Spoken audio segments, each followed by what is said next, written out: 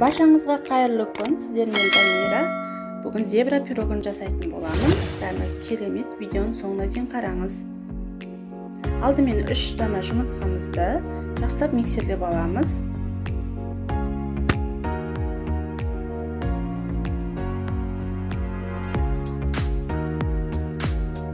Оған 200 грамм қантымызды салып, тағы да миксерлейміз.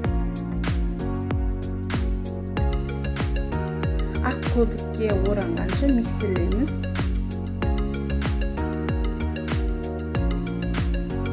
Ванильный сахарымызды салып, тағы да миксерлеп аламыз.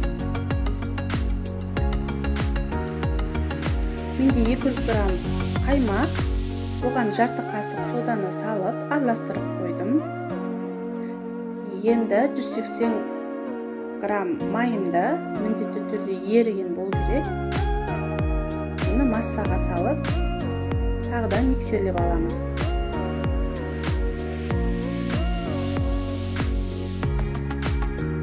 Оған дайын болған қаймақты құйып, тағыда миксерлеймін.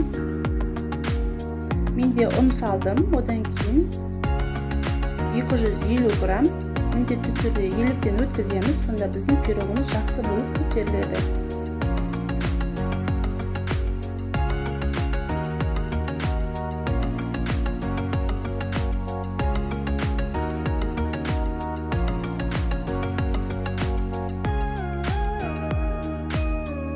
Дайын болған массамызды теңдей етіп 2 бөлікке бөлеміз. Оның бір бөлігіне 2 қасық какаомызды салып араластырамыз. Осындай шоколадты масса шығарамыз.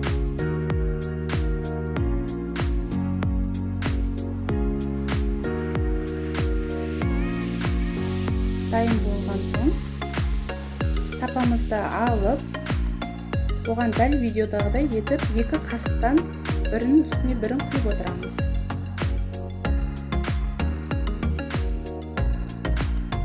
Достар, мен толық граммын, өлшемін описаниеға қалдырдым. Сол жақтан тағы да көрсеңіздер болады.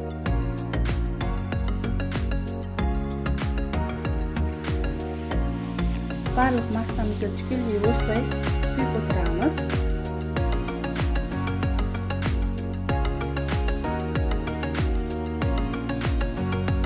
Құйып болған соң таяқшаның көмегімен бөліп жасаймыз.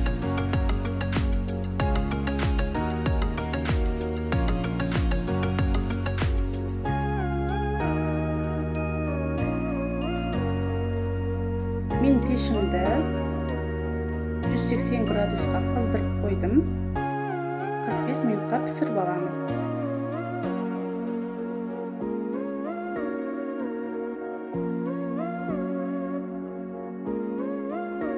Міне достар, пирогымыз дайын.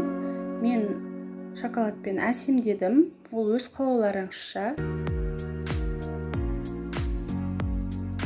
Керемет болып көтеріледі.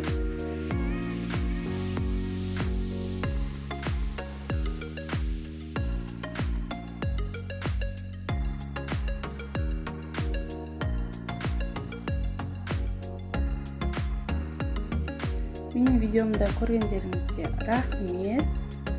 Сау болыңыздар.